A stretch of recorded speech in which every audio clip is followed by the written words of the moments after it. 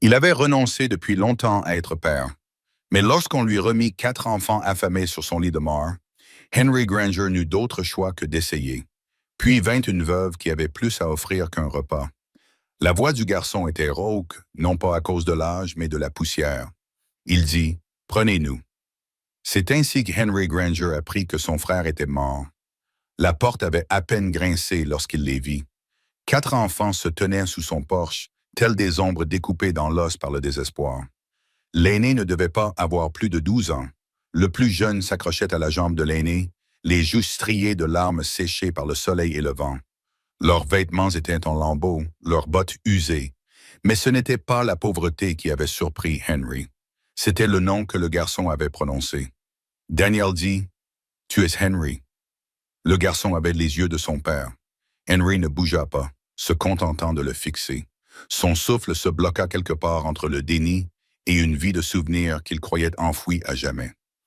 Une légère brise souleva la poussière autour de ses bottes, mais aucun bruit ne provenait de la maison derrière lui. Seul le tic-tac de l'horloge qu'il ne se souvenait pas avoir remonté se faisait entendre. Il dit « Tu es son frère, tu vas nous aider ». Aider? Ce mot n'avait plus beaucoup de sens dans la vie d'Henry depuis des années. Le garçon déglutit péniblement et s'avança. « Maman, non, pas avant ça. » Traînant derrière lui un sac en toile de jute dont le contenu cliquetait faiblement, peut-être des bocaux ou les dernières provisions qu'ils avaient trouvées en chemin. Il n'avait pas réussi à passer Twin Ridge. « Je t'ai promis qu'on viendrait te chercher avant. » Le garçon ne termina pas. Sa voix se brisa. La fille à côté de lui, âgée d'environ 10 ans, posa une main sur son dos pour le soutenir, comme elle l'avait déjà fait 100 fois. La troisième était une fille encore plus jeune, silencieuse, alerte, les lèvres gercées par le froid malgré la saison. Le quatrième, un bambin d'à peine 2 ans, dormait profondément dans les bras de sa sœur. Ils étaient 4. Henry s'écarta. Ils ne se firent pas prier. Un par un, ils entrèrent, laissant des traces de poussière sur le plancher en pain, leurs mouvements lents, comme s'ils avaient une peur que le moment disparaisse s'ils respiraient trop fort. Henry referma la porte derrière eux, le loquet cliquetant comme la première note d'une nouvelle vie qu'il n'avait pas prévue et qu'il n'avait pas demandée. Il se retourna et les trouva regroupés près de l'âtre, où reposaient encore les cendres froides d'un feu qu'il n'avait pas allumé depuis des jours. La plus jeune gémissait dans les bras de sa sœur et ce son, doux et effrayé, finit par briser quelque chose en lui. Il se dirigea vers le poêle. « Je n'ai pas grand-chose, dit-il d'une voix rauque à force de ne pas parler. Des biscuits, un peu de ragoût qui reste d'hier. » Le garçon acquiesça, trop fier pour demander, mais trop affamé pour refuser. « Vos noms ?» demanda Henry, leur tournant le dos, tandis qu'il remuait le ragoût pour le réchauffer. Il avait besoin de s'occuper les mains, de se changer les idées et de ne pas penser à son frère fantôme qui lui avait dit un jour qu'il n'aurait jamais de famille à lui. « Wesley, dit le garçon, j'ai 12 ans. C'est Rose. Elle a 10 ans. Lorna a 7 ans. Et le bébé, c'est June 2, en octobre. » Henry remarqua la façon prudente dont il les énumérait, non pas comme des frères et sœurs, mais comme un inventaire, comme quelqu'un qui avait dû le répéter trop souvent à trop d'étrangers qui ne restaient jamais. Il servit le ragoût dans des bols ébréchés, les posa sur la table et les regarda manger. Ils ne parlaient pas, ne souriaient pas, dévoraient simplement la nourriture comme des animaux qui avaient appris que la politesse était un luxe. Il observa Wesley donner sans hésiter la plus grosse portion à Rose. Rose donnait la moitié de la sienne à Lorna. Lorna arrachait un morceau de pain et le pressait dans le petit poing de June. Ils avaient plus que faim, ils étaient des survivants. Et quelque part, son frère leur avait appris comment faire. Cette nuit-là, Henry ne dormit pas. Il s'assit sur le bord du lit, les mains jointes, les yeux fixés sur l'obscurité au-delà de la fenêtre. La maison était trop calme, même avec 4 personnes supplémentaires. Il pouvait entendre chaque craquement du plancher, chaque respiration superficielle. Il ne savait pas ce que Daniel leur avait dit. Il ne savait pas combien de temps ils avaient marché, ni combien de fois ils avaient supplié qu'on les recueille sur la route, mais il savait ce que cela signifiait pour un homme d'envoyer ses enfants sans rien d'autre qu'un nom. Cela signifiait qu'il était mourant, et Daniel l'avait choisi. À l'aube, Henry les trouva déjà réveillés. Wesley allumait le feu avec des doigts raides. Rose démêlait les nœuds dans les cheveux de Lorna.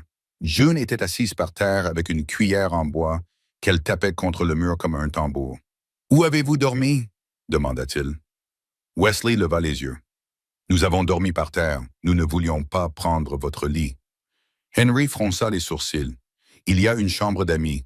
Vous avez peut-être changé d'avis. » Il ne répondit pas. Au lieu de cela, il désigna la porte arrière. « La pompe est dehors. L'eau est propre, mais froide. Je vais voir pour le pain. Il nous faudra plus de provisions. » Wesley acquiesça et s'éloigna comme un soldat recevant ses ordres. Henry fut à nouveau frappé par son jeune âge et tout ce qu'il avait déjà appris à supporter. À midi, Henry avait dressé une liste de tout ce qui lui manquait. Un lit d'enfant, des filles, des vêtements, assez de nourriture pour 5 bouches, de la patience, des projets, de l'aide. La ville de Whitford était petite mais très soudée, et Henry savait bien comment les rumeurs se propageaient. Lorsqu'il arriva au magasin général, tous les regards étaient déjà braqués sur lui. Il entendait les chuchotements. Il n'avait pas le droit d'avoir d'enfant. Daniel S., j'ai entendu dire qu'il s'était débarrassé de M comme d'un sac de pommes de terre. 4 de monsieur. Mon Dieu, il peut à peine se nourrir. Henry garda la tête baissée. Il chargea de la farine, des haricots, du lait en poudre, des couvertures usées. La facture lui noua l'estomac. Le commerçant, M. Barlow, ne lui accorda pas de crédit. « Vous êtes sûr ?» demanda-t-il en le regardant par-dessus ses lunettes. « Oui, répondit Henry, mais ce n'est plus pour moi. » Le chariot craquait sous le poids sur le chemin du retour. Le ciel s'assombrit rapidement. Des nuages s'amoncelèrent au-dessus de la crête. Une tempête approchait. « Ça tombe bien, pensa-t-il. Tout ressemblait à une tempête maintenant. » De retour à la maison, Rose s'était mise à balayer. Lorna épluchait les pommes de terre avec trop de concentration et June dormait sur un tas de couvertures. Elles essayaient d'aider, d'être utiles, craignant peut-être que s'ils ne prouvaient pas leur valeur, ils les renverraient comme quelqu'un d'autre l'avait fait. Ce soir-là, après le ragoût, le silence et le crépitement du feu, Henry s'assit seul à table, essayant d'écrire une lettre qu'il ne pouvait terminer. « À qui de droit ?» griffonna-t-il. « Je ne suis pas un père » ajouta-t-il. La vérité était simple. Il ne savait pas ce qu'il faisait. Il avait passé des années à se dire que ne pas avoir d'enfant était une chance, qu'il valait mieux ne pas risquer d'espérer, que certains hommes étaient simplement destinés à vivre seuls. Et maintenant, il était là, entouré de l'écho du dernier choix de Daniel. Puis on frappa à la porte.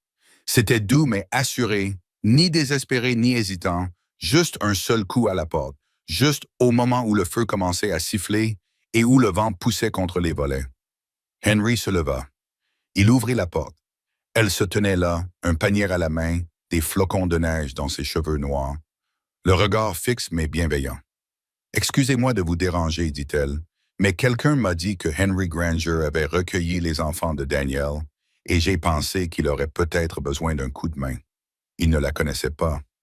Mais l'odeur du pain frais s'échappait du panier et ses mains étaient rougies par le froid. Ses vêtements étaient simples. Un ruban noir noué autour de son poignet lui apprit tout ce qu'il avait besoin de savoir. « Veuve, je m'appelle May », ajouta-t-elle. « May Ellis. » Il ne dit rien et s'écarta. Elle entra silencieusement, ses bottes laissant de légères empreintes dans la neige fondue sur le sol. « Je ne veux pas me montrer indiscrète, dit-elle en jetant un coup d'œil à la cuisine. Mais je cuisine bien. Je fais bien le ménage et je me suis dit que quelqu'un qui essaye d'élever 4 enfants du jour au lendemain ne refuserait pas ses services. Il n'en fit rien, car d'une manière ou d'une autre, sans qu'il s'en rende compte, la maison avait déjà commencé à changer. L'odeur du pain emplissait la maison d'une chaleur que rien d'autre n'aurait pu apporter. May Ellis se déplaçait dans la petite cuisine avec la grâce de quelqu'un habitué aux espaces exigus et à la vie difficile, les manches retroussées jusqu'aux coudes, le visage calme, tandis qu'elle déballait le contenu de son panier sur la table. 2 pains enveloppés dans un linge, un petit pot de confiture, une boîte de sel et un bouquet d'herbes séchées attachées avec de la ficelle.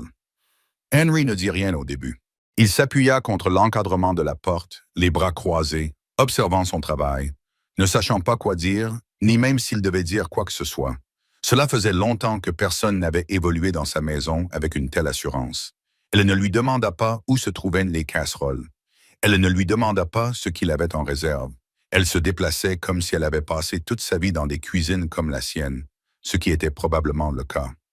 Ses mains étaient gercées et rougies par le froid, ses ongles courts, ses tresses striées de gris qui se confondaient avec la brume argentée qui commençait à s'accrocher aux collines.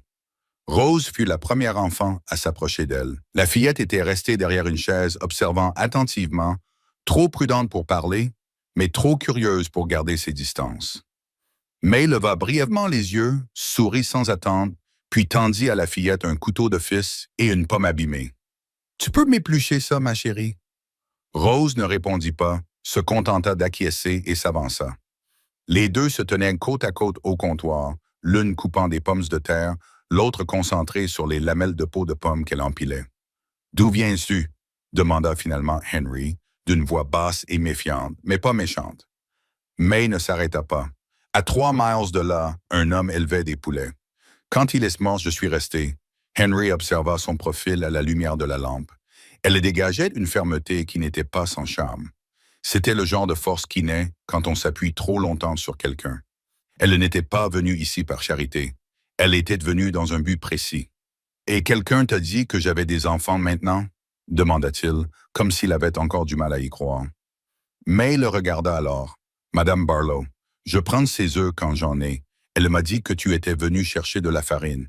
Elle a dit que tu avais l'air d'un homme qui avait vieilli de 10 ans en 10 minutes. » Henry poussa un soupir. « Ça me semble plausible. » May acquiesça d'un signe de tête puis se remit à couper. « J'ai pensé que vous auriez peut-être plus besoin de pain que de fierté. » Wesley entra dans la pièce. Il était sorti chercher de l'eau, le visage rouge et les bras raides de froid.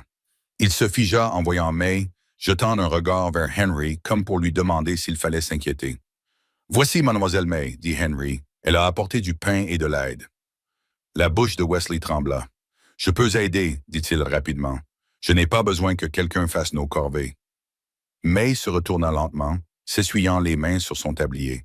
Elle ne sourit pas cette fois-ci, mais sa voix resta calme. « J'imagine que tu peux, mais aider ne veut pas dire tout faire. On ne peut pas verser d'une tasse vide, mon garçon. » Wesley ne répondit pas, mais serra les mâchoires. Rose le regarda, puis lui tendit discrètement une tranche de pomme, lui offrant le silence en guise de paix. Lorsque le souper fut servi, l'atmosphère de la maison avait changé. L'odeur de la cuisine attira Lorna et June depuis l'autre pièce.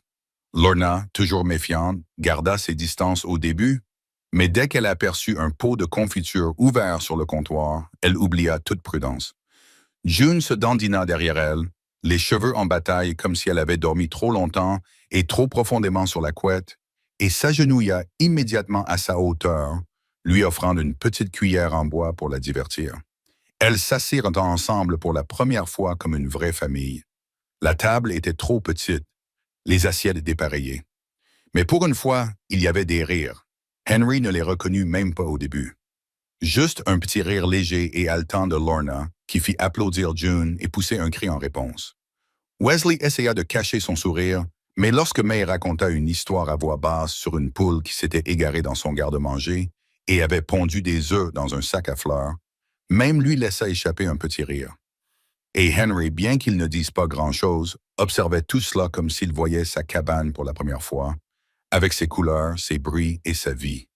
Plus tard dans la soirée, alors que les enfants étaient blottis près du feu, le ventre plein, et que May débarrassait la table sans qu'on lui demande, Henry finit par poser la question. « Pourquoi es-tu vraiment ici? » May leva les yeux de l'évier, le visage impassible. « Parce que j'étais seule depuis trop longtemps, » répondit-elle doucement. « Parce que j'ai vu un homme se faire asséner un coup dur et rester debout, comme s'il devait retenir le vent à main nue. Et j'ai cuisiné pour des raisons bien moins importantes. » Henry ne savait pas quoi répondre, mais il ne l'empêcha pas de rester. Les jours passèrent, pas beaucoup, juste assez pour que les choses changent.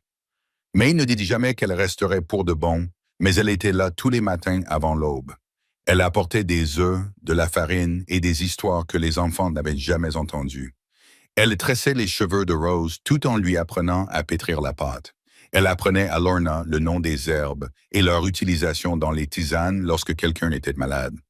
Elle laissait June s'asseoir sur ses genoux pendant qu'elle remuait les marmites et lui apprenait des chansons plus anciennes qu'elle ne pouvait s'en souvenir.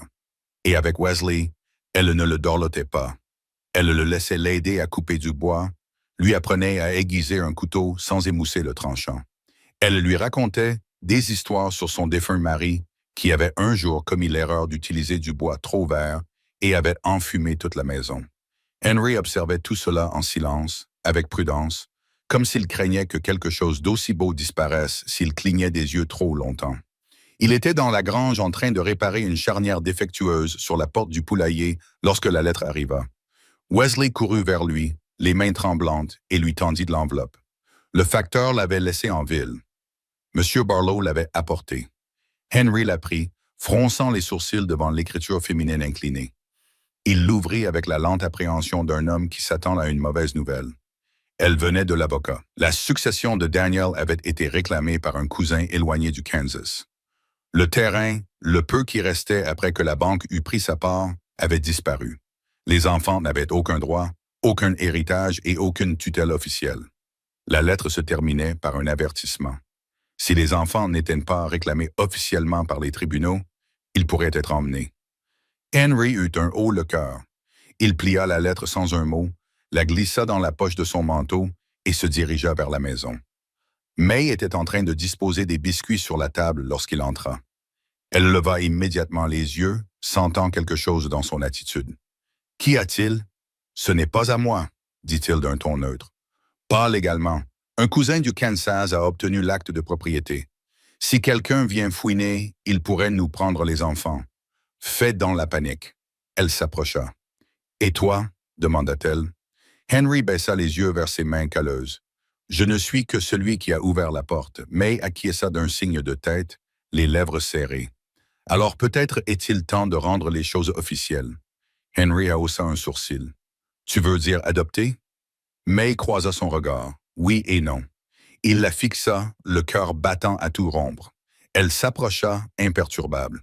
« Ils ont besoin d'un foyer, Henry. Tu peux leur offrir ça. Mais tu n'as pas besoin d'être seul. Élever 4 enfants tout seul, c'est difficile. Mais avec une femme... » Henry déglutit. May ne disait pas cela à la légère. Il n'y avait ni romantisme ni sentimentalisme dans sa voix. C'était une proposition dans le sens le plus vrai du terme. 2 personnes offraient ce qu'elles avaient pour quelque chose qui pourrait durer. « Je ne suis pas un homme bien, dit-il. « Je ne vous ai pas demandé ça, » répondit May. « Je vous ai demandé si vous étiez le genre d'homme qui pouvait rester. » Henry regarda derrière elle, vers le feu où June riait, tandis que Lorna faisait danser ses poupées.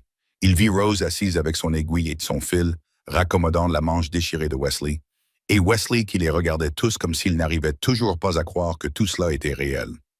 Il se retourna vers May. « Je n'ai pas grand-chose, tu as assez. » Ils restèrent silencieux, le genre de silence qui ne survient que lorsque 2 vies sont sur le point de changer. Dehors, le vent hurlait à travers les arbres, mais à l'intérieur, quelque chose de plus fort que la peur maintenait les murs debout.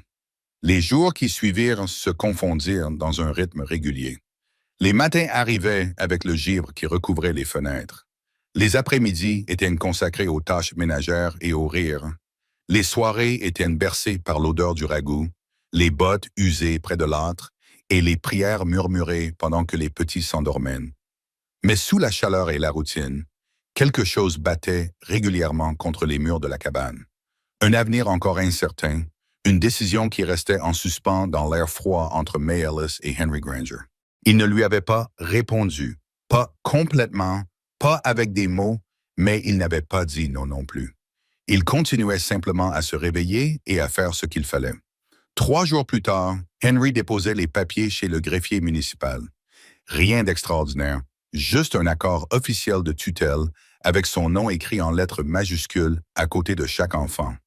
S. et Wesley avaient signé de son nom, en petits caractères soignés, sérieux et silencieux. Sa mâchoire était crispée, comme s'il retenait un monde de questions qu'il n'était pas encore prêt à poser. May les accompagna au tribunal, mais elle resta dehors, et attendant près de la charrette, son châle bien serré autour d'elle, les yeux fixés sur les collines au-delà de Whitford. Henry ne lui avait pas dit qu'il allait le faire, mais lorsqu'il sortit avec les papiers à la main, elle ne posa aucune question.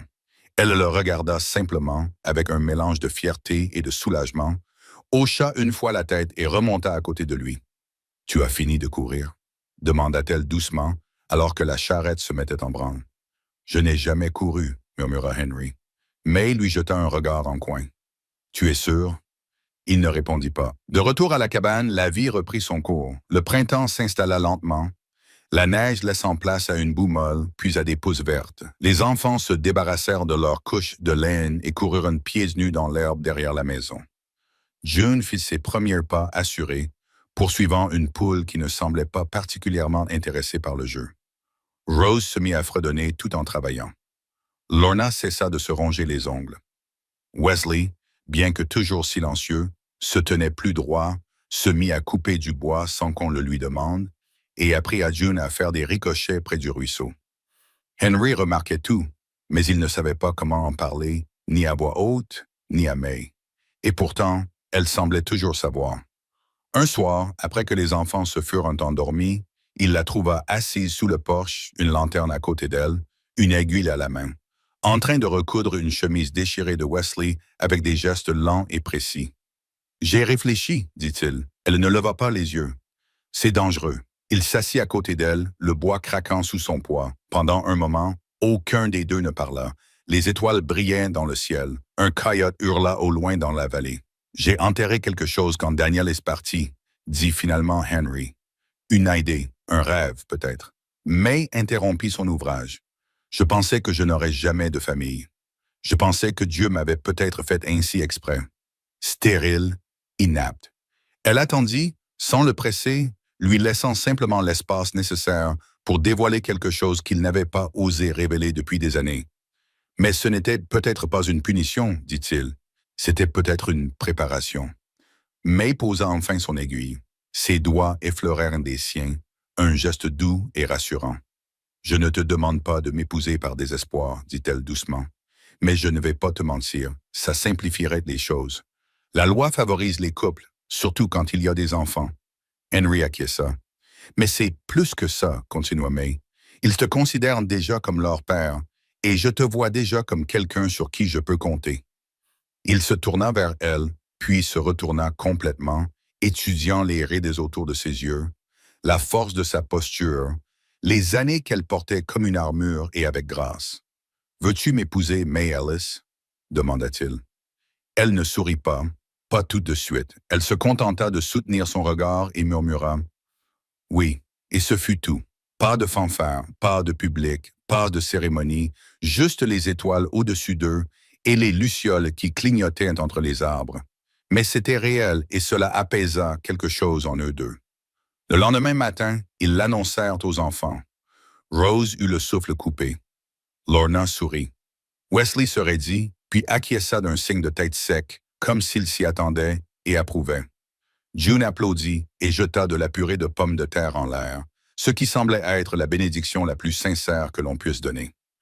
Madame Barlow cousit une robe simple pour May.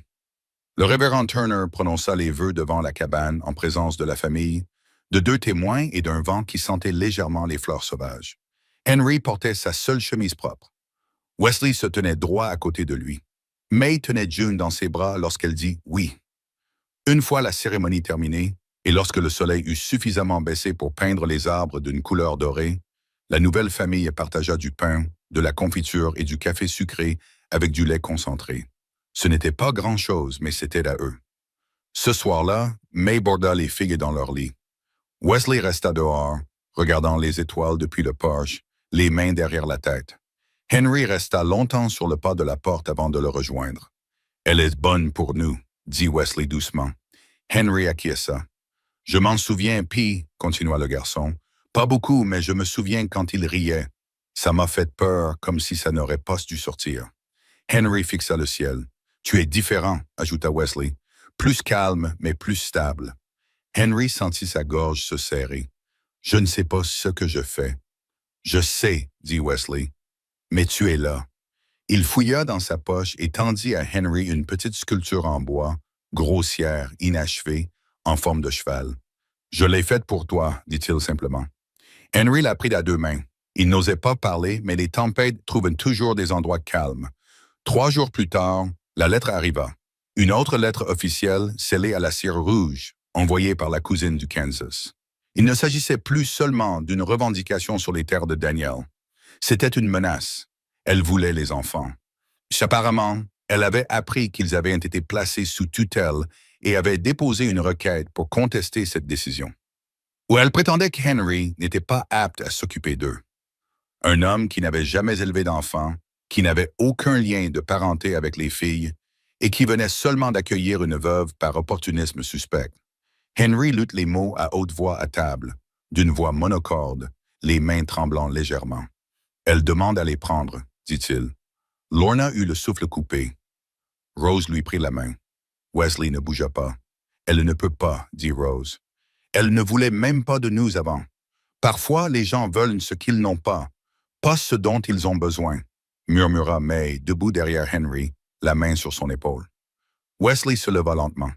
Que faisons-nous? Nous nous battons, dit May avant qu'Henry n'ait le temps de répondre. Nous rassemblons toutes les lettres, tous les témoins, tous les documents qui prouvent que cette maison est plus qu'un toit. Mais s'ils nous prennent, murmura Lorna. May s'agenouilla à côté d'elle. Alors ils devront me prendre aussi. Et soudain, la maison sembla plus petite, l'air plus lourd. Ils avaient construit quelque chose de précieux, et maintenant le monde voulait le détruire. Cette nuit-là, Henry se rendit en ville. Il rencontra le greffier, puis le shérif, puis le révérend Turner. Il recueillit des signatures.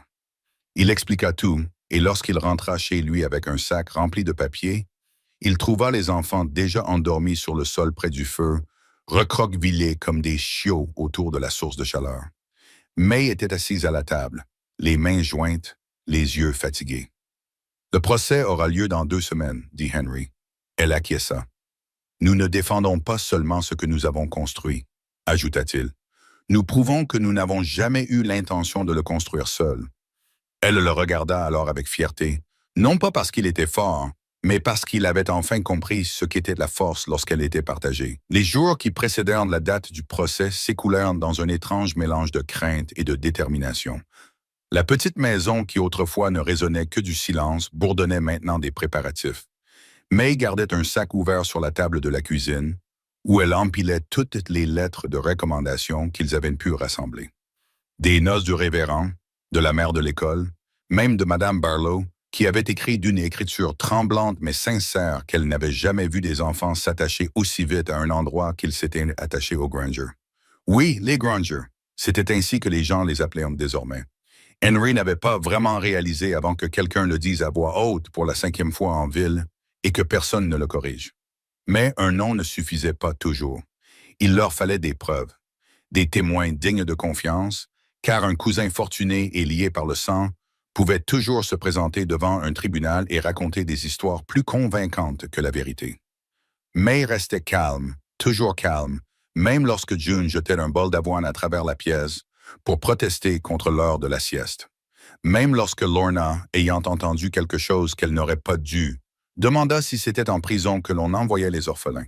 Même lorsque Henry, submergé par une 12aine de courses et des nuits blanches, s'énerva sans le vouloir et le regretta immédiatement, elle resta calme. « J'étais veuve bien avant d'être mariée, dit-elle à Henry un soir, après que les enfants se furent endormis. J'ai appris très tôt à garder la panique dans ma poche et à sourire malgré tout.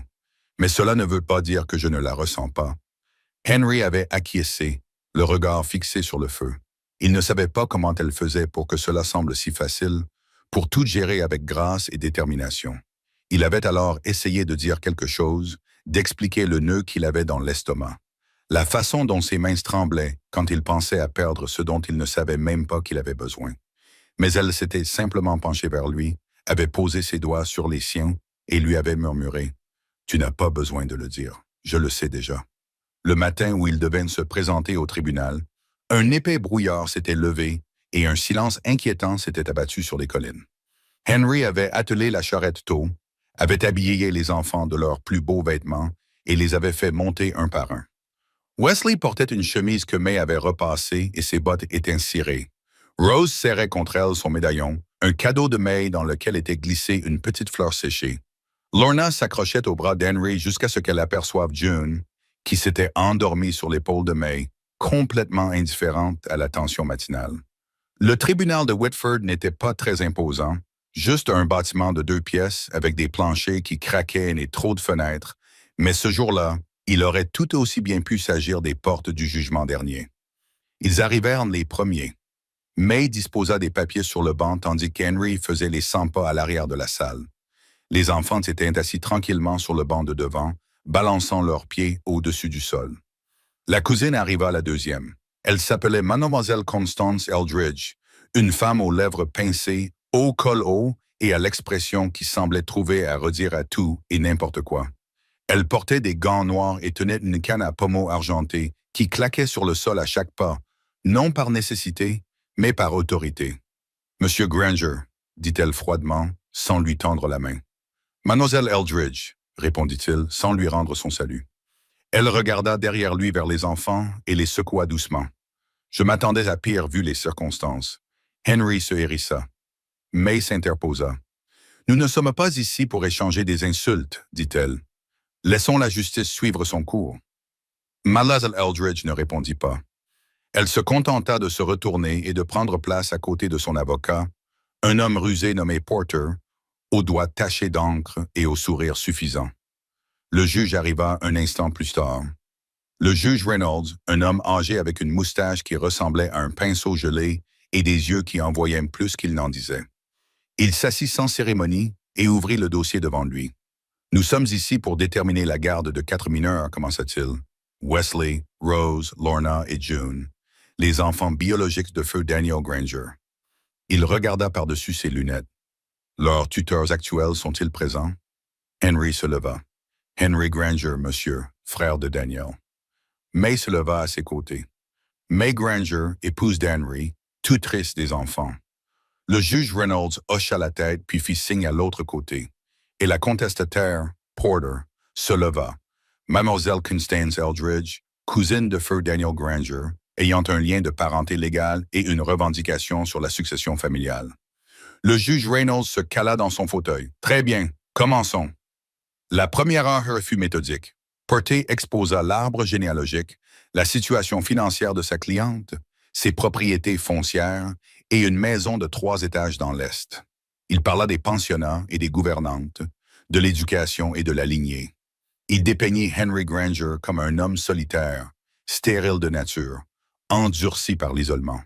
Il avait recueilli ses enfants sans avertissement ni consentement, affirma Porter. Sans formation officielle, sans préparation, sans fondation stable à leur offrir. Il les a recueillis, dit May doucement depuis l'autre bout de la pièce, alors que personne d'autre ne parlait. Porter sourit narquoisement. Et maintenant, il épouse opportunément une femme qui sait cuisiner et faire le ménage. Une solution propre, mais pas légale. Le juge Reynolds leva la main. Nous allons entendre les enfants. Des exclamations étouffées résonnèrent dans la salle. Mademoiselle Eldridge rougit. Rose se leva la première. Elle s'avança vers l'avant de la salle, les pas petits mais assurés, et se tourna vers le juge. Monsieur Henry n'était pas obligé de dire oui, commença-t-elle d'une voix douce, mais il l'a fait. Et quand nous sommes arrivés, il avait préparé un ragoût. Et le lendemain, il a appris à Wesley à fendre du bois pour qu'il n'ait pas d'ampoule aux mains. Il a montré à Lorna comment nourrir les poules. Et June, elle a regardé sa petite sœur qui était occupée à mâchouiller le coin d'un biscuit que May avait glissé dans son bonnet. June reconnaît sa voix. Elle pleure quand il s'absente trop longtemps. Le juge Reynolds a hoché la tête. « Merci, Rose. » Wesley s'est levé à son tour. Il ne parla pas tout de suite. Il se contenta de fixer le juge, la mâchoire serrée. « Notre père nous a abandonnés sur le bord de la route pour nous laisser mourir, dit-il enfin. Pas parce qu'il était cruel, mais parce qu'il savait que nous n'avions qu'une seule chance. Un seul nom. Il désigna Henry et ouvrit la porte. Le juge Reynolds se pencha en avant. « Veux-tu rester avec les Granger? » Wesley. « Oui, monsieur. Et si on t'enlevait? » Wesley regarda ses frères et ses sœurs, puis May, puis Henry. « Je m'enfuirais. » Lorna était la dernière. Elle s'avança en serrant contre elle une poupée que May avait cousue à partir de chiffons et de boutons. Elle la serra contre sa poitrine en parlant. « Avant, je ne dormais pas, dit-elle. Mais maintenant, je dors, parce que Mademoiselle May fredonne cette chanson quand elle cuisine. Et M. Henry lit très lentement le soir, même s'il dit qu'il n'est pas doué pour ça. » Une larme coula sur la joue de May. Le juge Reynolds hocha la tête. « Merci, Lorna. » Porter tenta de répliquer. Il évoqua d'anciennes amendes que Henry avait payées en retard, remit en question la capacité de May à élever des enfants, fit allusion à leur instabilité financière, mais ses arguments tombèrent à plat. Car lorsque le révérend se leva et que Mme Barlow et même le shérif dirent tous la même chose, ces enfants s'épanouissent aujourd'hui, le vent tourna. Finalement, le juge Reynolds croisa les mains. J'en ai assez entendu. Le silence tomba comme la neige. J'ai vu beaucoup de foyers construits par commodité et beaucoup de familles déchirées par l'orgueil, mais ce que je vois ici, ce n'est pas de la commodité. C'est un pacte, un sacrifice, un amour choisi. Il regarda Mademoiselle Eldridge. Je rejette votre requête. La garde complète reste à Henry et May Granger. Le marteau tomba. Lorna poussa un cri de joie. Rose allaita. Wesley ne bougea pas, mais son visage se fendit d'un sourire infime et intense. Henry se tourna vers May. Elle expira lentement, comme si elle retenait son souffle depuis des semaines. « Merci, murmura-t-il. Elle lui prit la main. Ce n'est pas encore fini. Dehors, les nuages s'étaient dissipés. Le soleil perçait à travers les nuages, illuminant la charrette alors qu'il montait à bord et commençait le lent trajet vers la maison. June s'endormit sur les genoux de May. Rose s'appuya contre Lorna. Wesley s'assit à côté d'Henry, silencieux, alerte, fier. Ce soir-là, de retour à la cabane, Henry alluma une lanterne et la suspendit sous le porche. Lorsque May lui demanda pourquoi, il répondit simplement « Pour que tout le monde sache que cette maison est pleine. » Et à l'intérieur, derrière les murs épais et la force tranquille, une famille mangeait, riait et laissait le monde tourner sans crainte. Mais la paix ne dure jamais éternellement dans les endroits où les tempêtes ont fait rage. Car loin de là, à Whitford, un écrivain descendit de cheval devant une taverne, tendit une lettre au barman et lui dit « Remettez ceci à Henry Granger immédiatement. » Le nom au bas de la lettre n'était pas celui d'un cousin. La lettre arriva le lendemain matin, juste au moment où le soleil commençait à poindre à l'horizon et où les enfants enfilaient leurs bottes encore humides de rosée. Le fils du barman, qui n'était pas plus âgé que Lorna, arriva en haletant sur le sentier, la lettre serrée dans sa main comme si elle était en or, les joues rouges, le chapeau de travers, la voix cassée appelant M. Granger. Henry la prit sans un mot. L'écriture sur le devant le figea sur place. Il avait mémorisé cette écriture il y a des années. Daniel S. Il ne l'ouvrit pas tout de suite. Il resta debout sous le porche, le poids de la lettre dans ses mains plus lourd que n'importe quel marteau ou sac de sel. Derrière lui, les bruits du deuil continuaient, le murmure des prières dans la cuisine, les enfants se disputant pour les tâches ménagères, le tintement des tasses en étain posées sur la table. Mais tout s'estompa dans un silence morne, tandis qu'il fixait le nom qu'il ne s'attendait pas à revoir un jour. Daniel Granger. Son frère était mort depuis des mois. Wesley avait été témoin de sa mort, avait décrit la façon tranquille dont son père avait cessé de respirer des près de Twin Ridge, enveloppé dans une couverture sous les étoiles. Il n'y avait aucun doute, et pourtant, là son nom était écrit à l'encre si fraîche qu'elle n'avait même pas coulé.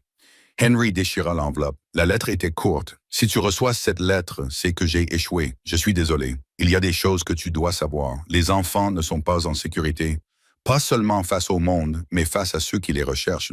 Je n'ai jamais voulu leur laisser ce fardeau. Je voulais les protéger. Dis à Wesley que la clé est dans la boîte. C'était tout. Pas de signature, pas de date, juste la panique imprimée sur le papier. » Henry la relut 2 fois, puis une 3e. À la 4e, May était sortie, s'essuyant les mains sur son tablier, le front plissé. « Qu'y a-t-il » demanda-t-elle. Il lui tendit la note. Elle la lut, puis leva lentement les yeux.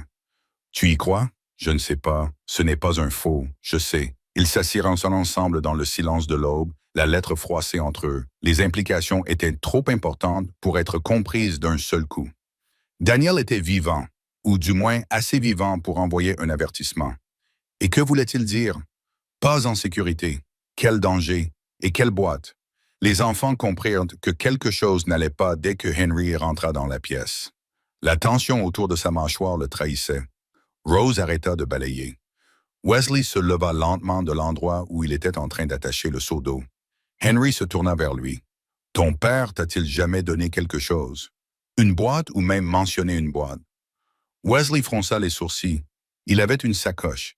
Il disait qu'elle était toujours fermée à clé. Il disait qu'elle contenait des actes notariés, de l'argent et d'autres choses ennuyeuses. Je m'en fichais, mais il ne m'a jamais laissé l'ouvrir. Où est-elle? L'expression de Wesley s'assombrit. Je l'ai laissée là-bas. Quand il est mort, je ne pouvais pas porter June et la sacoche en même temps. J'ai choisi June. Henry eut la gorge serrée. Tu as fait ce qu'il fallait. Wesley baissa les yeux. J'ai toujours l'impression de l'avoir laissé tomber. Ce n'est pas vrai, dit May en s'approchant d'eux. Tu as sauvé la vie de ta sœur. Beaucoup d'hommes n'auraient pas pu en faire autant. Henry acquiesça. Où l'as-tu laissé exactement? Wesley hésita. Il y a un creux sous un pied tordu près de la crête à l'ouest de Twin Creek. Je l'ai enterré. P m'a fait promettre de ne pas l'ouvrir à moins que quelqu'un ne vienne le réclamer en donnant mon nom. La voix de Henry baissa. Et quelqu'un est venu? Non, seulement toi. Ce soir-là, Henry rangea le fusil. May ne discuta pas. Elle l'aida à emballer du pain dur et des pommes séchées, remplit sa gourde et lui tendit une petite pochette en tissu contenant du thé à la menthe poivrée. « Tu auras besoin de chaleur, dit-elle. Le vent souffle plus fort là-haut, sur la crête. Tu es sûr que ça ne te dérange pas que je parte? » Elle regarda les enfants, tous assis à table, la tête baissée en prière devant le souper que Wesley avait préparé de toutes pièces. « Tu protèges ce qui t'appartient, dit-elle, même quand ce n'est pas sous ton toit. » Henry l'embrassa sur le front, puis il partit. Le trajet jusqu'à Twin Creek prit 2 jours à cheval. Il voyageait seul, le silence l'enveloppant comme un second manteau. Les pensées allaient et venaient, souvenirs de Daniel, échos de disputes d'enfance et de rires partagés, depuis longtemps effacés par le temps. Il se souvenait du jour où ils s'étaient parlé pour la dernière fois, leur voix aiguë, leurs mots amers. Daniel l'avait traité de creux, d'homme trop effrayé pour espérer. Henry n'avait rien répondu, se contentant de regarder son frère s'éloigner à cheval. Il ne s'était jamais pardonné ce silence. Lorsqu'il arriva au pain tordu décrit par Wesley, le soleil se couchait à l'ouest. L'arbre était toujours là, ses racines s'agrippant à la colline comme les doigts d'un mort. La terre avait été remuée, puis laissée telle quelle. Henry creusa avec ses mains jusqu'à ce que ses ongles se cassent, puis il toucha du bois. Ce n'était pas une sacoche, mais une boîte en fer, fermée par un petit cadenas en laiton déjà rouillé. Il l'ouvrit. À l'intérieur, enveloppé dans une toile cirée, se trouvaient des papiers, des lettres, des cartes, des reçus, des photographies et, tout au fond, une note pliée adressée à Henry. « Si tu lis ceci, c'est que je ne m'en suis pas sorti. Tu es probablement en colère. C'est normal. Mais il y a quelque chose que tu dois savoir. Quelqu'un recherche June. Pas Wesley, pas Rose, pas Lorna, juste June. Je ne sais pas pourquoi. Tout ce que je sais, c'est qu'il est venu dans notre campement une nuit, nous offrant de l'argent plutôt que des menaces. Je me suis enfui. Je lui ai dit qu'elle était partie. C'était le premier mensonge. Le deuxième a été de l'envoyer chez vous. Je n'avais nulle part où aller. Protégez-la. Si cela a une quelconque importance, vous avez toujours été le meilleur. La signature était fraîche, Daniel. Henry fixa la page jusqu'à en avoir les mains engourdies. June. Le bébé qui s'accrochait maintenant au tablier de May comme s'il était cousu à sa sécurité. Le bébé qui riait au corbeau, pleurait à la musique et dormait recroquevillé contre Rose chaque nuit. Elle n'avait aucun souvenir de Daniel. Aucun souvenir de qui que ce soit d'autre que la famille qu'elle avait maintenant. Mais quelqu'un la voulait, et Daniel était mort en essayant de la cacher. Henry lut le reste du contenu. 3 certificats de naissance. Aucun pour June. Des formulaires d'adoption non signés. Une photo d'une femme que Henry ne reconnaissait pas, tenant un bébé qui avait les yeux de June. Au dos, un nom, Hollis T. Crane, Wichita. Il rangea soigneusement les documents et brûla le reste. Non par peur, mais parce que Daniel était mort pour garder le secret. Henry respecterait sa volonté. Il repartit à cheval, plus vite, plus fort. Ses mains ne cessèrent de trembler pendant 2 jours. À son retour, la cabane était pleine de chaleur et de lumière. Mais dès que May vit son visage, le calme se brisa. Que s'est-il passé? Il lui tendit les papiers, elle les lut 2 fois, s'assit et ne dit rien. Les enfants dormaient, ils parlèrent à voix basse près du poêle. « Elle n'était pas de lui » demanda May. « Non, alors de qui est-elle? Je ne sais pas, mais je sais que quelqu'un la cherche toujours. » May passa la main sur son visage. On ne peut pas se cacher éternellement. On n'aura peut-être pas à le faire. Il exposa son plan. Ensuite, nous irons à Wichita. Nous trouverons la grue de Holly. Nous découvrirons qui était vraiment June. Nous découvrirons la vérité avant qu'il ne la découvre. Car la seule chose plus dangereuse que les secrets, c'est que quelqu'un d'autre les détienne. J'irai, dit May. Henry la fixa du regard. Non, tu seras suivi. Un homme seul qui pose des questions, c'est suspect. Un couple qui voyage avec un bébé, moins. On ne peut pas emmener June. On ne le fera pas, dit-elle. On laissera les enfants chez la famille du révérend juste pour quelques jours. Il hésita. Elle s'approcha. Elle est aussi ma fille, murmura-t-elle. Peut-être pas de sang, mais de tout le reste. Il ferma les yeux. D'accord. Le lendemain matin, ils dirent aux enfants qu'ils allaient en ville. Wesley n'y crut pas. Vous mentez. Henry marqua une pause. Nous la protégeons. De quoi? Je ne sais pas encore. Wesley regarda June, puis Rose, puis Henry. Je veux venir, tu ne peux pas. Je dois y aller. Tu es l'aîné, dit Henry. Cela signifie que tu restes ici pour les protéger. Wesley serra les poings, la mâchoire crispée. Je ne les laisserai pas se faire enlever à nouveau, dit-il. Tu ne les laisseras pas, répondit Henry, parce que nous les arrêterons avant qu'ils n'agissent. Le garçon acquiesça.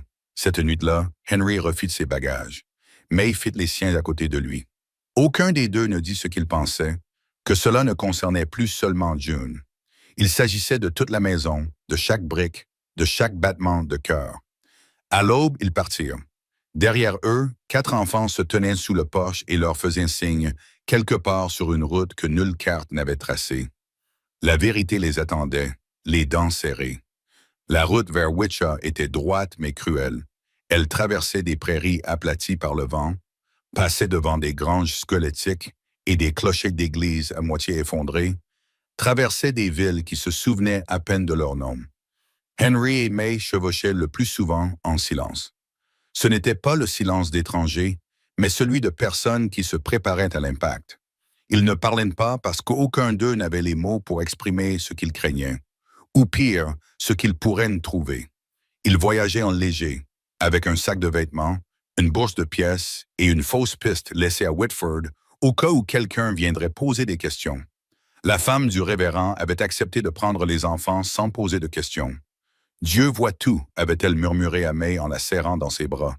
Il protégera ce qui lui appartient.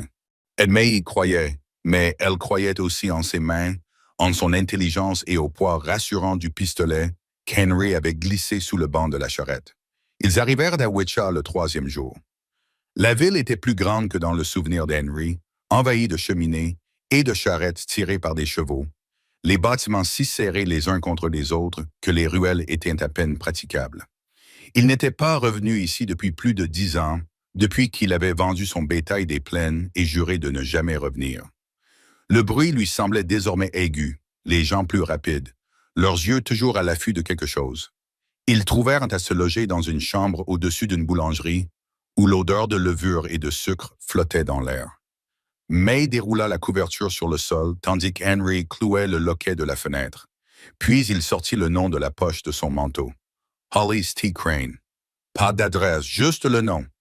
Ils commencèrent par le palais de justice. Crane, dit le greffier, en feuilletant les pages avec paresse. Il y a 3 Crane, mais pas de Hall, mariés, décédés. Je ne sais pas, mais les journaux le sauront. Essayez le registre. Ils essayèrent le registre, puis l'église, puis la gare. Finalement, une femme dans un magasin général leva les yeux de son grand livre et dit « Il y avait un homme de ce nom qui travaillait sur les bateaux fluviaux. Il buvait trop. Aux dernières nouvelles, il avait eu des ennuis. Où? Dans le vieux quartier, à côté. » Henry et May échangèrent un regard. Ils remercièrent la femme et partirent. Le quartier des docks était différent du reste de Wichita. Plus sombre, plus glissant, empestant le poisson et la pourriture, peuplé d'hommes qui ne posaient pas de questions. Les saloons déversaient leur bruit dans les ruelles. Des femmes aux lèvres peintes et aux yeux creux se tenaient sur les balcons. Et dans la ruelle la plus étroite de toutes, sous une enseigne affaissée qui indiquait « le repos du marin », ils le trouvèrent. Ou ce qu'il restait de lui. Hollis T. Crane était un homme sculpté jusqu'à l'os par la rancœur. Il était assis à une table bancale près du fond, un œil laiteux de cataracte, l'autre fixant la porte comme si elle lui devait quelque chose. Son manteau était taché. Ses mains tremblaient lorsqu'il soulevait son verre. Ou Crane? Demanda Henry en s'avançant. L'homme cligna des yeux. Qui demande? Henry posa une pièce sur la table. Un homme qui a des questions. Crane renifla. Je n'ai pas de réponse pour $1. May s'approcha d'Henry et posa une autre pièce à côté de la première. Et deux? Crane les regarda plus longuement, son regard s'attardant sur leurs vêtements, leur visage, la façon dont la main droite d'Henry ne s'éloignait jamais de son manteau. Il grogna. « Ça dépend de ce que tu veux savoir. Tu connais une femme qui s'appelle Claire? » demanda Henry. « Elle aurait eu un bébé il y a 4 ou 5 ans. Une petite fille aux yeux bleus. » Crane ne cligna pas des yeux. Il tendit la main vers son verre. Il but une gorgée. « Pourquoi vous la regardez? C'est peut-être notre fille, dit May d'une voix calme mais tranchante comme le fil d'une lame. Crane éclata d'un rire. « Je ne l'aurais pas prise pour la vôtre. » Henry serra les mâchoires. Qui était-elle? Crane se renversa en arrière, faisant grincer sa chaise. Claire était jolie, effrayée, le genre de fille qui ne te regarde pas dans les yeux à moins de te faire confiance, et elle ne faisait pas facilement confiance. Où est-elle maintenant? Morte depuis 3 ans. May inspira brusquement et l'enfant. Crane vida son verre. Ce bébé n'était pas le sien. Silence pesant. Henry se pencha vers lui. Explique. Crane s'essuya la bouche sur sa manche. Elle est venue me voir un soir. Elle disait qu'elle se cachait de quelqu'un. Elle ne voulait pas dire qui. Elle n'arrêtait pas de me demander si je savais comment disparaître. Quelqu'un de discret. Elle avait déjà le bébé. Mais l'enfant ne lui ressemblait pas. Il ne bougeait pas comme un enfant qui avait été allaité par sa mère. Je lui ai demandé à qui il appartenait, elle a répondu. Ce n'est pas le mien, mais je dois le protéger. Qui les cherchait? Crane fronça les sourcils. Elle ne l'a jamais dit, mais elle sursautait chaque fois qu'elle entendait des bruits de bottes. Elle m'a payé pour les emmener en aval, changer leur nom, ne voyager que la nuit. Elle disait qu'elle avait de la famille près de Twin Ridge, quelqu'un qui lui devait une faveur. Daniel. Henry sentit son estomac se nouer. Et ensuite, il l'a laissé avec un sac et le bébé. Ok, la dernière fois que je l'ai vue. Ensuite, j'ai appris qu'elle était morte dans l'incendie d'une grange. Le bébé avait disparu. On pensait qu'ils avaient tous brûlé. May était pâle, les doigts crispés. Henry sortit la photo de la boîte de Daniel. C'est elle. Crane la regarda et hocha la tête. C'est Claire. Qui fuyait-elle? Demanda Henry à nouveau. Crane hésita puis murmura. Un homme qui travaillait pour le gouvernement. Qu'est-ce que ça veut dire? Ça veut dire qu'il ne portait pas de badge, mais qu'il avait plus d'autorité que la loi. Il m'a posé des questions sur l'enfant, pas sur Claire, pas sur où ils étaient allés, juste sur le bébé. Il a dit qu'il était né d'une chose qui n'était pas censée respirer. Je lui ai dit que je ne savais rien. Il ne m'a pas cru. La voix de May était à peine audible.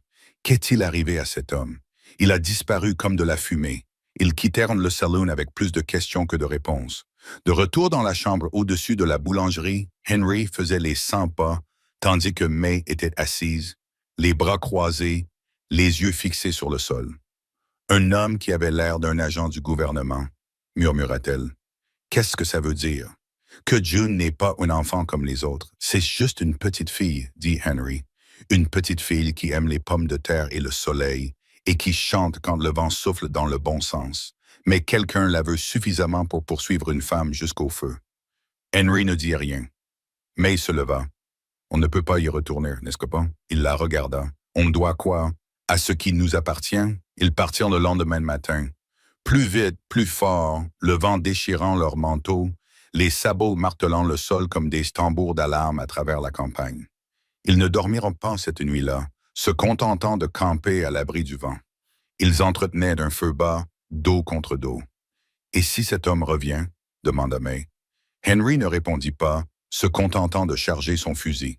Ils arrivèrent à Whitford à l'aube et la cabane était en feu. La fumée s'élevait dans le ciel comme une bannière funéraire. Les flammes léchaient encore le toit. La grange était à moitié effondrée. La clôture était en éclats. May hurla. Henry sauta de sa selle avant que le cheval ne s'arrête. « Wesley !» cria-t-il. « Where's Lorna June? » Pas de réponse.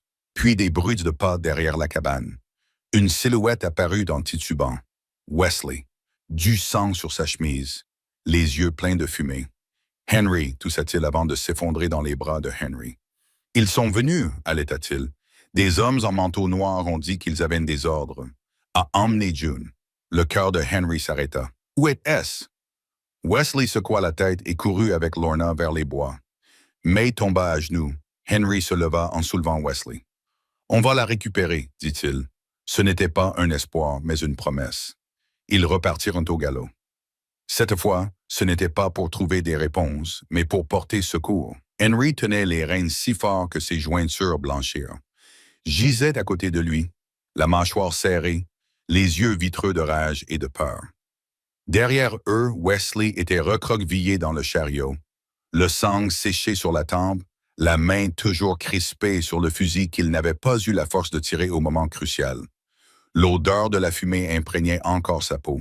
Ils ne s'arrêtèrent pas pour pleurer la cabane, la grange ou les restes calcinés de la maison dans laquelle ils avaient enfin commencé à croire qu'ils pourraient vivre. Plus rien n'avait d'importance désormais. Pas quand June n'était plus là. Elle était dans le berceau, avait murmuré Wesley, les lèvres gercées. Ils avaient attendu jusqu'à la tombée de la nuit, avaient brisé la fenêtre et dit qu'elle n'était pas à sa place ici, qu'elle appartenait au gouvernement. J'ai essayé, Henry.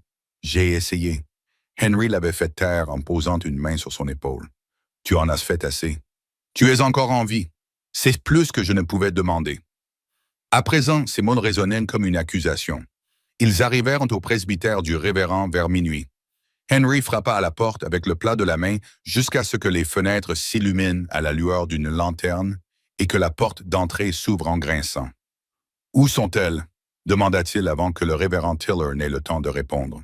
« Rose et Lorna sont arrivées il y a une demi-heure, » dit le vieil homme en leur faisant signe d'entrer. « Elles sont pieds nus, tremblantes.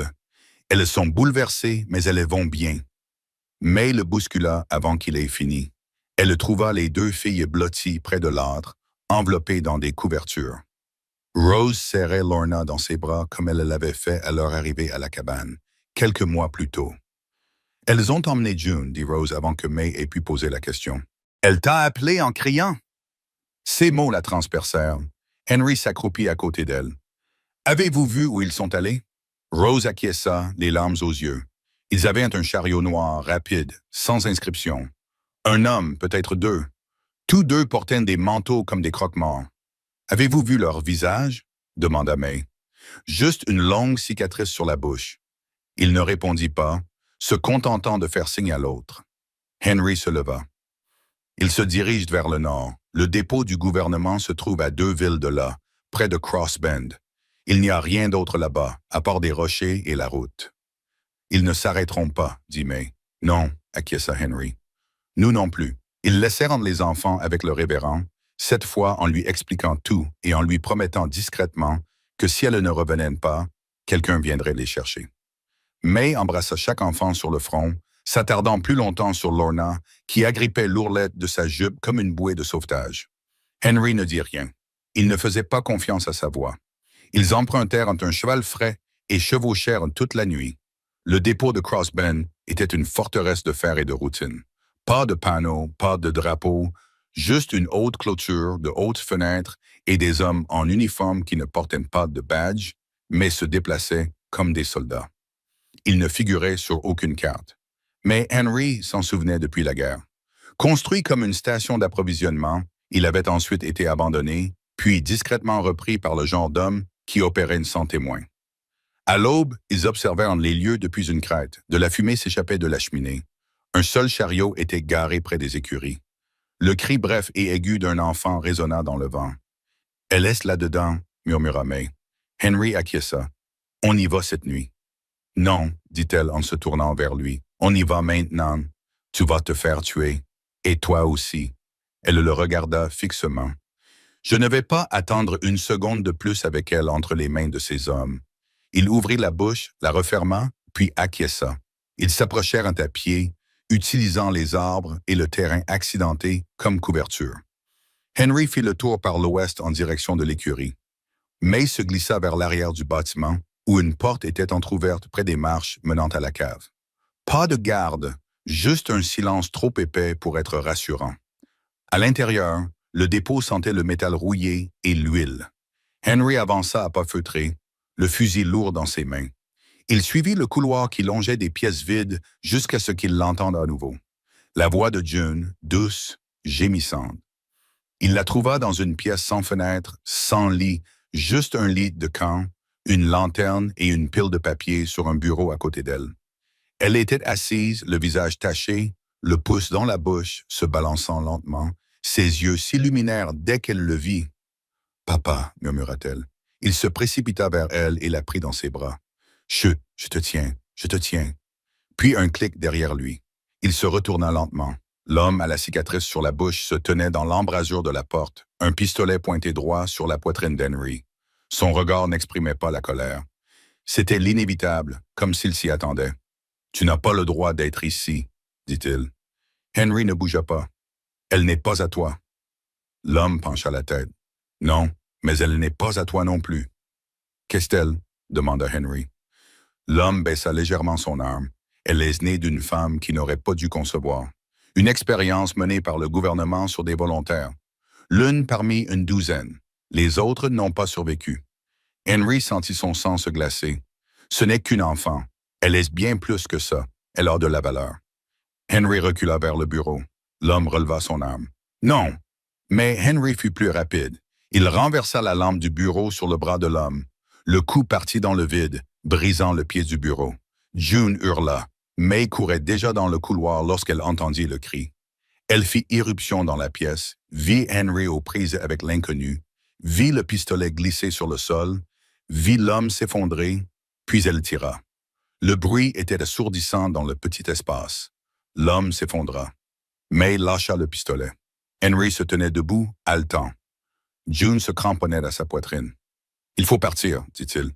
Ils coururent dans les couloirs, passèrent devant les ombres et sortirent dans la lumière du matin. Pas d'alarme, pas de sirène, juste le silence d'hommes qui avaient trop longtemps opéré dans l'obscurité pour espérer la justice à la lumière du jour. Ils roulèrent jusqu'à ce que leurs mains saignent, jusqu'à ce que la gare ne soit plus qu'un souvenir et que le vent cesse de résonner comme une poursuite. Lorsqu'ils arrivèrent à Whitford, le soleil se couchait et les enfants attendaient sous le porche. May ne descendit pas de cheval. Elle ouvrit simplement les bras et Lorna se précipita vers elle.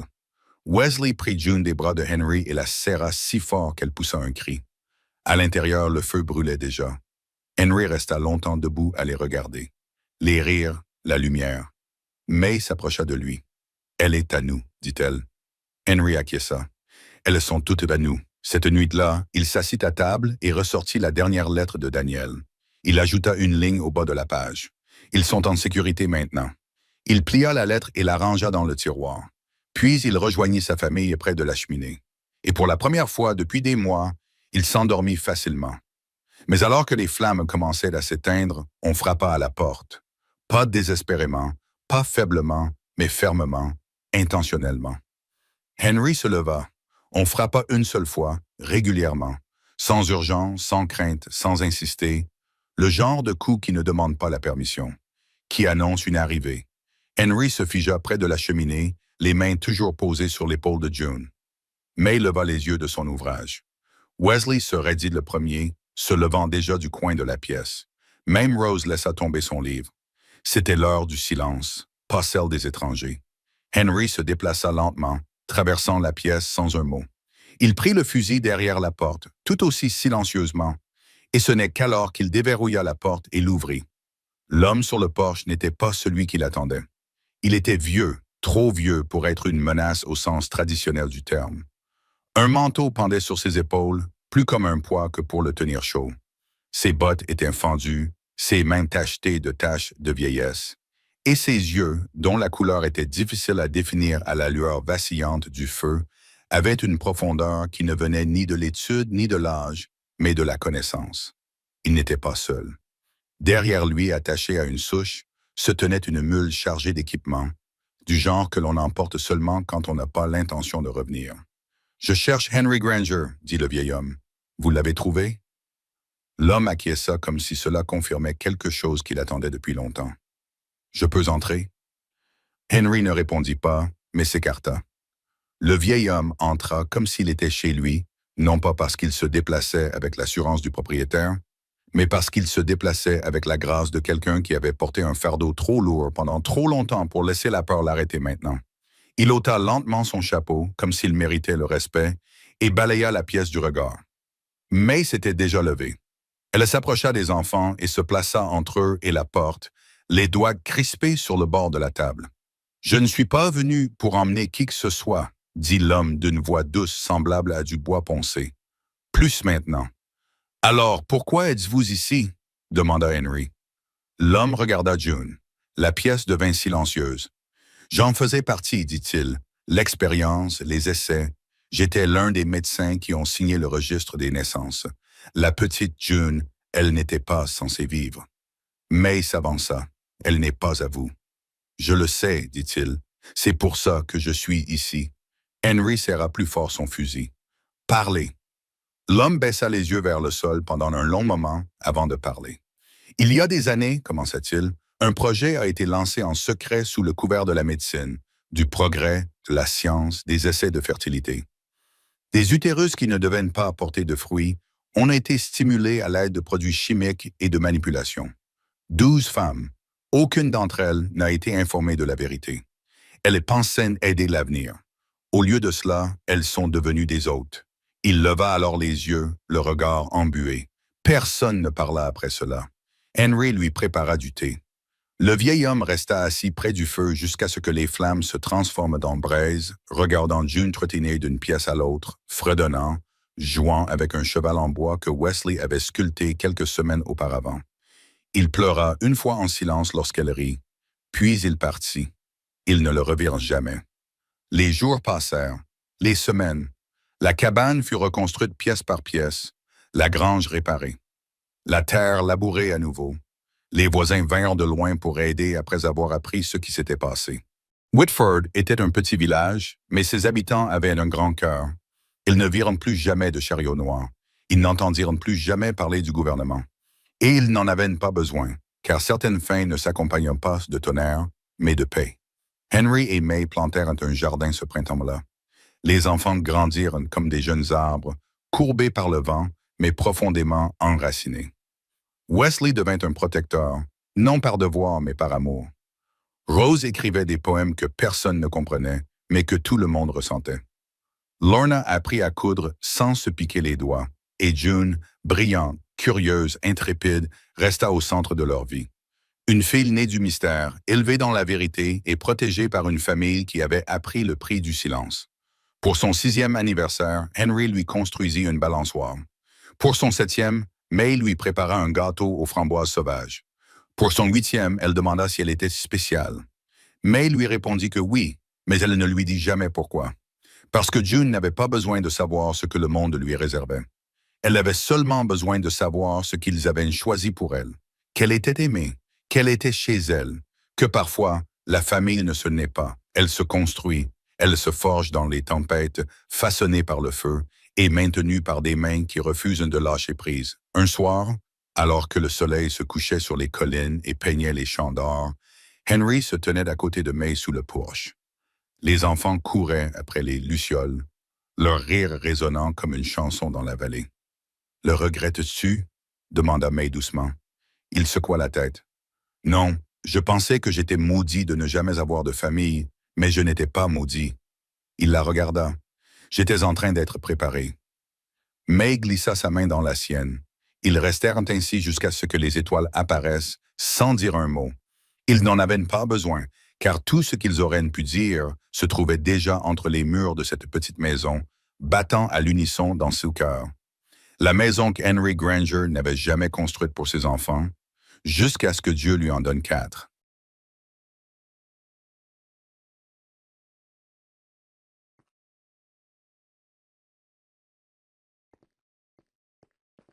Meu Deus.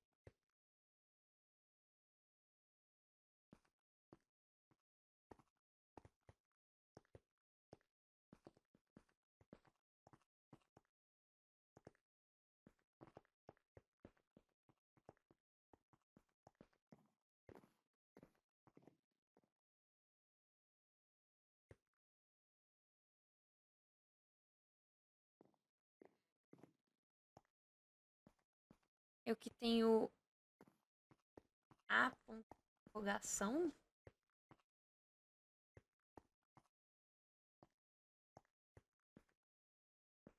Ah, merda.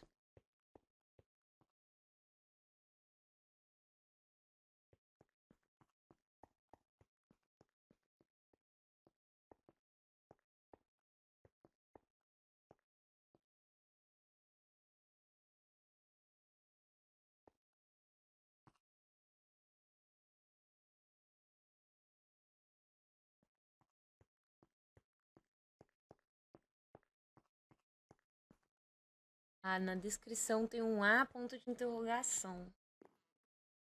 Eu sou cega, eu vou passar pra caralho isso aí. Um A russo? Ah, merda, tá tudo em russo aí, é foda.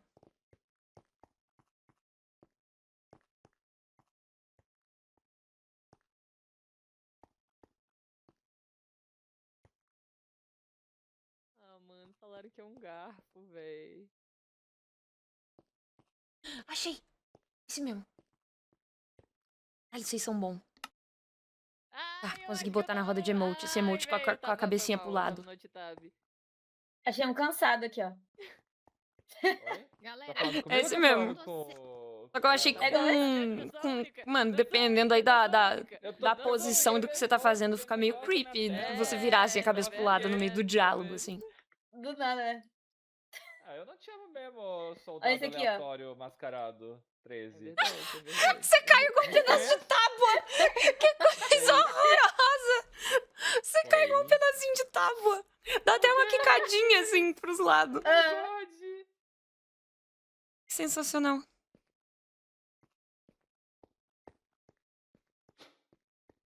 Ai, não botei Deixa eu ver o o que mais sentado. tem. Calma. Ai, tem a parada de configurar. Não, aí tem que configurar tudo. Ai, que preguiça. Sabe se o seu server voltou?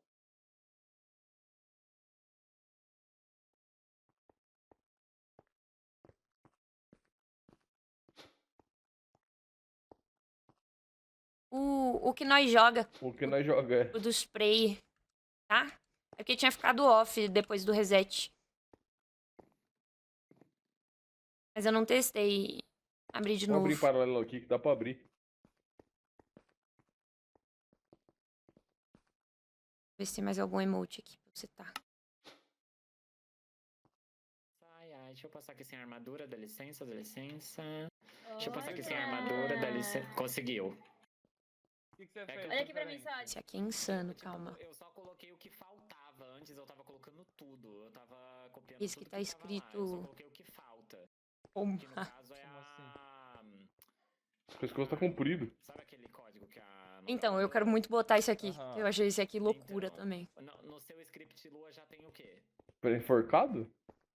Na parte Cara, que você não sabe. sei. Ai, tem vários escritos isso. Pô, muita coisa. Pariu. Ah, não, mas eu vou lembrar porque é o de cima do que tá em o presentinho. Então, mas aí tem um código vanilla, underline model.armor.set visível, não tem? Sim, tem. Então, qual que tem? Quais que tem? Tem um hide, vanilla model, vanilla underline Esse. model.player Presentinho. só. Foi esse. Tá, só esse? É. Não sei, vou Aí colocar. você tem, então agora você Tinha vai um lá no que a presentinho, código que a cadê? Longa Aqui. mandou e você Esse, coloca o esse. de arma. Achei. Vê. Tipo, você coloca aquele código de arma, que é o vanilla underline model.armor, caralho, bosta. Mas não tem armor no que a Nogal mandou, só tem o cape e o Elytra. Então vendo que a Beatriz... Velho, mandou- essa é a única forma de ter pescoço a Beatriz mandou lá no embaixo, Minecraft, né? Então, eu acho que esse aí é um emoji enforcado. Armor.jardocinero. É verdade, não tinha mesmo. Esse é o mais perto que eu vou chegar de voar, então eu vou fazer uso dele. Tá indo, não. Tem um voo da bruxa. Que o código da Aí, ó. Nogal Tem? não Nogal, tinha a o que única você mandou não frase tem que o precisava. Ah, não, isso aí me lembra Bia Hawks. Deus me É, livre. No celular não tem armor. Deus me Só livre. tem cape, elatra e player, uai. Quero não. É o armor peraí, que tem que calma aí. mandar. Ah lá, não tem. Esse aqui, ó. É, ó, no que você mandou, olha lá, esconde modelos vanilla, player, cape e elytra. É que tem que ser uma Tem que ser espada. o Uma espada armor. normal, eu não Pronto, vou ensinar super espada. fácil agora de ensinar todo mundo. Caralho, nem Ai, é tô o tentando. armor, Tava na é o mensagem de armor, só cima. copia Mas o eu boto armor. na, eu boto Guzeira, na copia o primeira. Eu armor. só boto na primeira linha ou boto lá embaixo? Você coloca, também? já vão, Oh, mas esse já, tipo tem, não- já tem uma, você coloca embaixo, tipo, Ah, você não tem colado voo? embaixo, você dá enter pra Não, dar o não espaço deram. depois, É porque entendeu? não. Acho que não tem como dar o Deixa barra fly pra junto. nós. Os códigos. Não sei. Vocês viram uma ilofone? Nogal? Menina! Gente, ela raidou ela, eu acho. Acho que ela Onde? desapareceu. Morreu.